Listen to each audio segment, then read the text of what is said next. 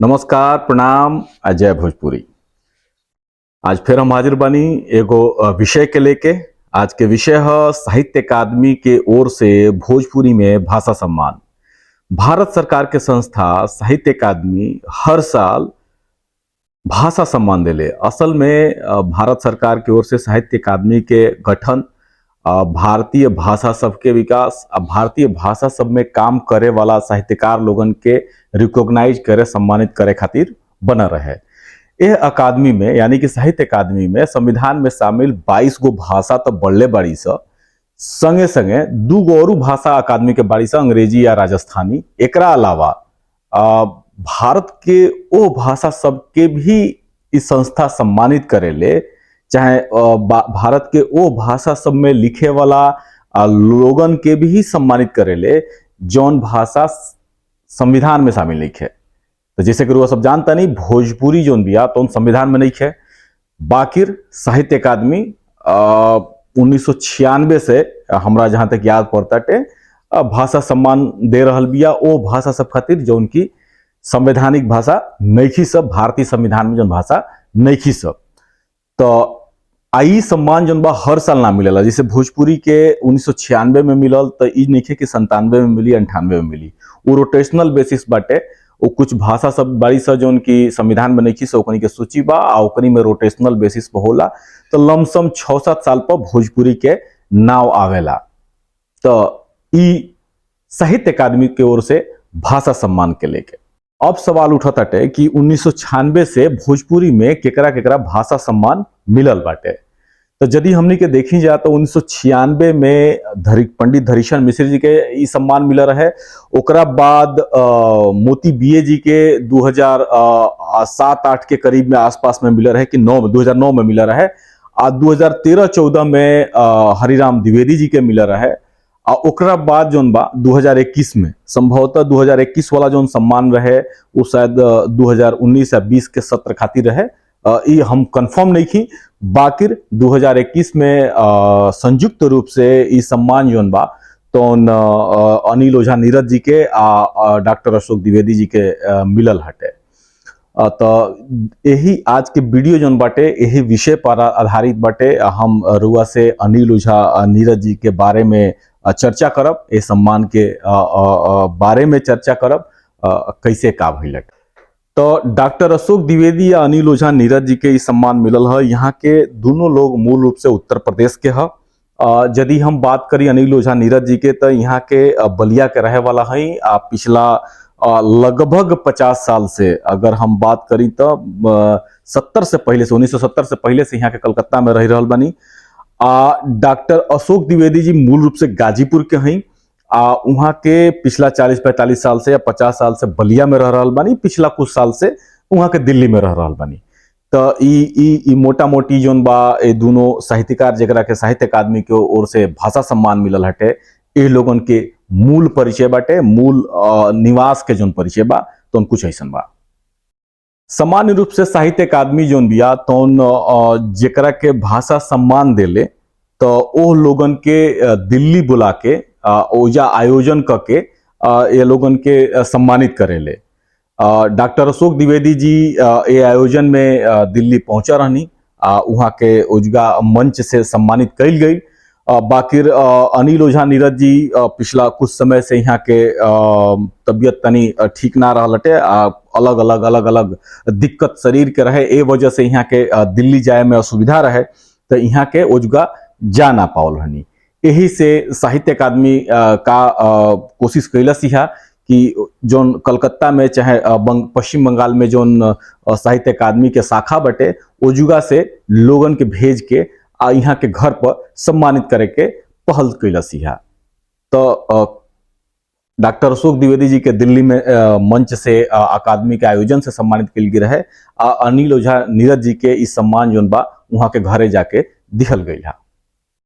तो 20 अप्रैल 2023 के साहित्य अकादमी के कोलकाता शाखा के क्षेत्रीय निदेशक देवेंद्र कुमार देवेश जी अनिल ओझा नीरज जी के घरे चौंक के वहाँ के साहित्य अकादमी के ओर से जो भाषा सम्मान मिल रहे वो भाषा सम्मान के प्रमाण पत्र जो मोमेंटो होला वहाँ के देहनी हटे। ई पूरा व्यवस्था जौन यही वजह से बनल कहाँ से कि अनिल ओझा नीरज जी के तबीयत उतना बढ़िया नहीं है कि वहाँ के जा सकी। साहित्य अकादमी के ओर से ई व्यवस्था कैल गेल हटे। ए विषय पर देवेश जी जब वहाँ पहुंचे रहनी तो अनिल ओझा नीरज जी से कुछ बातचीत भइल। वो बातचीत के भी रुआ सब ए वीडियो में सुन सकेनी, देख सकेनी।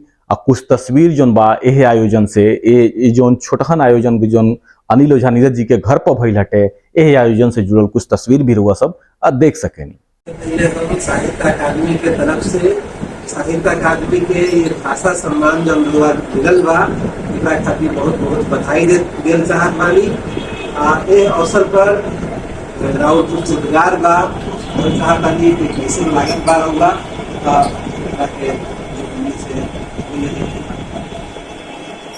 हम मिठाई है तो मीठे लगी, लेकिन साहित्य अकादमी सम्मान तक पहुंचे के कल्पना तो नहीं रहा हमारा। क्यों के नारा शुरुआत में लिखल हम 70 में शुरू करी भोजपुरी, तब से भोजपुरी अनवरत बंगाल जैसे जगह में भोजपुरी से कटल एकदम क्षेत्र में बैठ के सर झुका के अपन साधना में दिन नौकरी ट्रांसपोर्ट के रहे, ओकरा में इतना समय ना रहे। एकरा बादो रात बच्चा के जब पहुंच गए तब और एक बाद जब साइड में अकेडमी के सम्मान ना पहले से पहले और कई सम्मान पहले सम्मान सम्मान बहुत सम्मान तो हम फिर जो जगह लिखले रहेंगे और शुरू बड़ी हमके याद पड़ा था कि सफलता का है केकरा के कहल जाला बताओ तो। सफलता का है केकरा के कहल जाला बताओ तो। असफल होके तू का पौले हवा तू ही गिनावो तो। अगर जन्म आदमी के जो बोले हवा तो पात्रता बाटे अभी उपलब्ध हो जाइब अहं आपन गिरावत। तो अहंकार रहित रह के शुरू से हम साधना साहित्य साधना में अहंकार रहित होकर हमें बहुत कंप्यूटर लोग बहुत हमारा आलोचक बहुत हमारा आलोचना करते कौन ध्यान देखे उलट के पलट के हम जवाब नहीं किधर।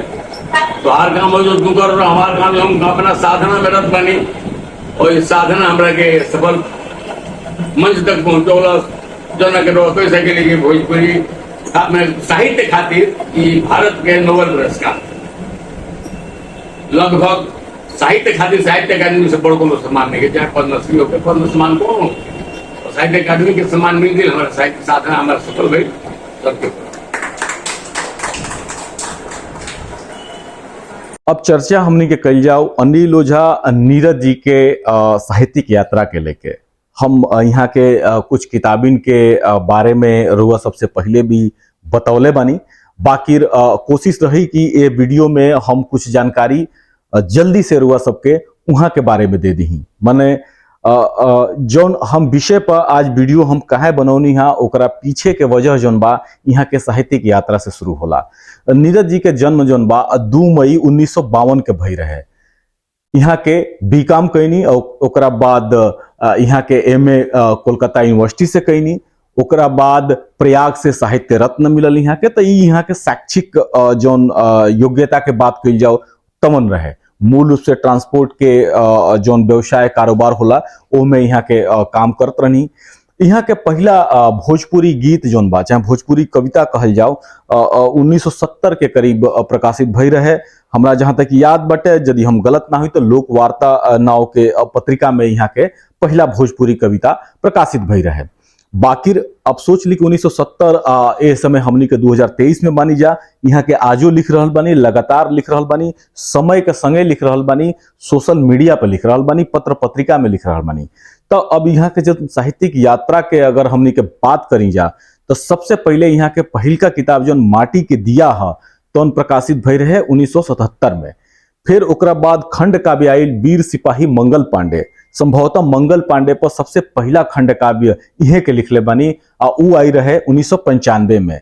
पिंजरा के मोल सन 2000 में आयल, गुरु दक्षिणा 2008 में आयल, बेचारा सम्राट 2009 में, कबीर कहत कबीर 2016 में, आचार्य जीवक 2017 में प्रकाशित भई।